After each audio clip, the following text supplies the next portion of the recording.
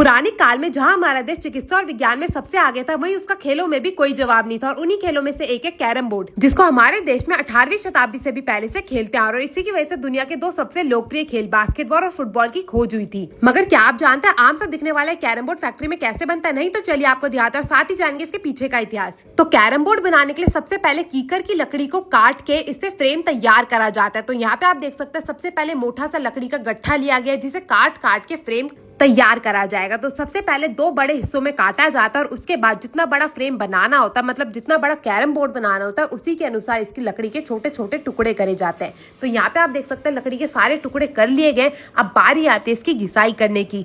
घिसाई से क्या होगा ना, इसको एक आकार मिलेगा और इसके जितने भी किनारे हैं उनमें से जितनी भी लकड़ी निकल रही है, जितना भी बुरादा निकल रहा है, वो निकलना बंद हो जाएगा। तो सबसे पहले इसकी इस मशीन से घिसाई करी जाती है। चारों तरफ से अच्छे से लकड़ी को घिसने के बाद बारी आती है इसकी दूसरी मशीन में डाल के घिसाई करने की। इस मशीन से ना बिल्कुल स्मूथ हो जाती है, मतलब कि बिल्कुल मक्खन जैसी हो जाती है। आप जब भी इस लकड़ी को छुएंगे तो आपको इसमें से कोई भी फ्रांस चुभने का डर नहीं रहता। तो यहाँ पे आप देख सकते हैं लकड़ी को अच्छे से स्मूथ कर लिया गया है। अब बारी आती है इसकी कटाई की, जिसके लिए एक एक लकड़ी के इस डंडे को उठाया जाएगा और इसके किनारों को तिरछा काटा जाएगा। तिरछा काटने से ही फ्रेम का आकार दिया जाता है कैरम बोर्ड में, जो कि आपने अक्सर देखा ही होगा।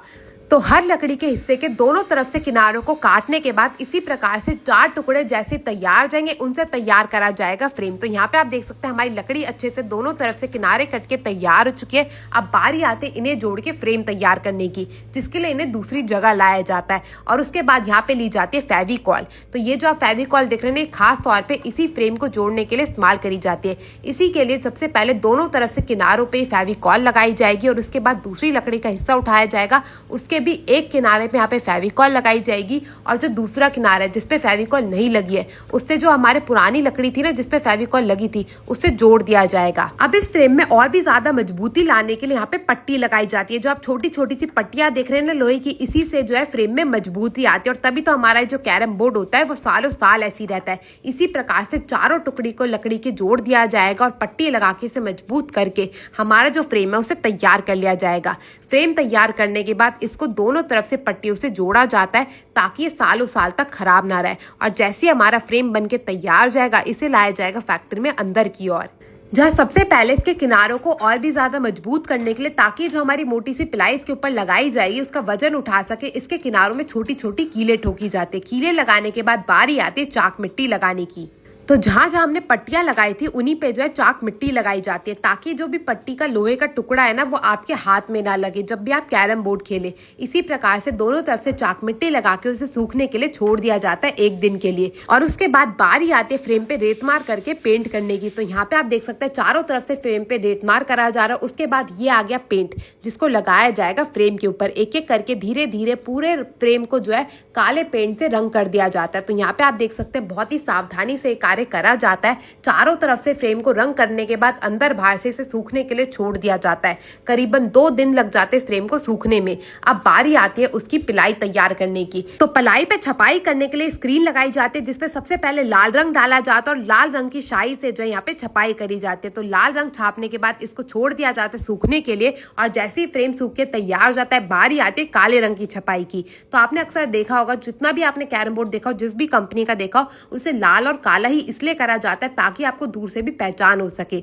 और लाल रंग छापने के बाद अब काले रंग को भी अच्छे से छापा जाएगा और उसके बाद इस पिलाई को छोड़ दिया जाएगा सूखने के लिए पूरे 2 दिन के लिए। और जैसे हमारी सारी पिलाइयां सूख के तैयार हो जाएंगी और इसके बाद बारी आती है खाकड़ी लगाने की, जिसके लिए खाकड़ी वाले इस फ्रेम के ऊपर सबसे पहले लगाई जाएगी फेविकॉल। फेविकॉल लगाने के बाद इसे रख दिया जाएगा जमीन के ऊपर। उसके बाद इस पे रखे जाएंगे 2 पिलाई के टुकड़े उल्टे करे हुए, जिन पे रंगीन पहले से, मतलब की छपाई पहले से ही करी हुई होती है। इनको रखने के बाद ऊपर से एक और फ्रेम लगाया जाएगा और उसके बाद इसे अच्छे से चिपकाने के लिए एक बड़ा सा पत्थर डाल के रख दिया जाएगा 2 दिन के लिए।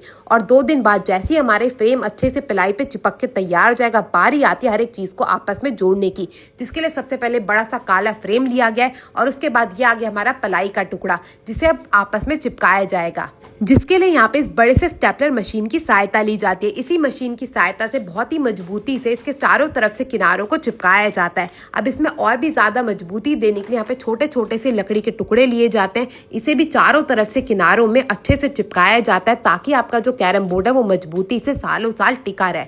अब बारी आती है इसके किनारे काटने की। भाई जब भी आप कैरम बोर्ड खेलते हैं जो हमारी गिट्टियां किनारों में जाती है ना, उन्हीं को काटने की, जिसके लिए यहाँ पे इस मशीन की सहायता से चारों तरफ से किनारों में छेद करा जाएगा। क्योंकि कैरम बोर्ड बहुत ही मजबूती से तैयार करा जा रहा है तो फिर वो एक बारी में नहीं हो पाता है, इसीलिए दोनों तरफ से आगे पीछे से इन किनारों को काटा जाता है। तो यहाँ पे आप देख सकते हैं हमारे किनारे कट के तैयार चुके हैं। अब बारी आते हैं इसमें जाली लगाने की। तो चारों तरफ से यहाँ पे स्टेपलर वाली मशीन की सहायता से ही जाली लगाई जाएगी और अच्छे से मजबूती से जाली लगाने के बाद हमारा कैरम बोर्ड हो जाता है बनके तैयार। तो यहाँ पे आप देख सकते हैं हमारा कैरम बोर्ड बनके तैयार चुका है। बारी आती है इसकी पॉलिशिंग की। तो यहाँ पे पॉलिशिंग के लिए तेल लिया जाता है और अच्छे से चारों तरफ से किनारे पे भी, आगे से, पीछे से और बीच के इस पिलाई के टुकड़े पे भी अच्छे से तेल लगाया जाता है और इसको बिल्कुल चिकना और सुंदर बना दिया जाता है। भाई देखने में लग रहा है ना कितना खूबसूरत है। और अब बात करी जाए इसके इतिहास की तो मैं आपको बता दूं केरला और तमिलनाडु जैसे दक्षिण भारतीय क्षेत्रों में इसकी खोज हुई थी, जो कि केवल हमारे देश में ही नहीं बल्कि बहुत सारे आसपास के देशों में भी ये खेल बहुत ही ज्यादा लोकप्रिय और 19वीं सदी में सबसे ज्यादा खेला जाता था। आज के समय में मोबाइल के कारण लोग इस खेल को भूलते जा रहे हैं,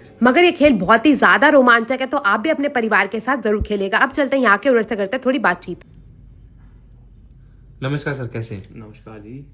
सर आज हमने देखा यहाँ पे कैरम बोर्ड किस तरीके से बनाया जाता है, तो अपने बारे में, अपनी फर्म के बारे में कुछ शेयर करना चाहेंगे? नमस्कार, सबसे पहले मेरा नाम यश बंसल है। मेरी फर्म का नाम बंसल स्पोर्ट्स है और हम लोग यहाँ 2007 से काम कर रहे हैं। हम लोग का कम्प्लीटली इन हाउस प्रोसेस है। वुड कटिंग से लेकर वुड लॉक से आप पूरा प्रोसेस देखोगे कि कैरम बोर्ड कैसे तैयार होता है। तो सर अगर जैसे कोई आपकी कंपनी के साथ जुड़ना चाहे या और ऑर्डर करना चाहे तो उसकी बारे में कुछ जानकारी देना चाहेंगे? रहेगी, आप लोग हमको कांटेक्ट कर सकते हैं हमारे गिवन नंबर्स पे ईमेल आईडी के थ्रू। एंड बाकी हम लोग बल्क ऑर्डर्स यूजुअली प्रेफर करते हैं, but we will definitely entertain retail leads as well. Okay sir, thank you so much.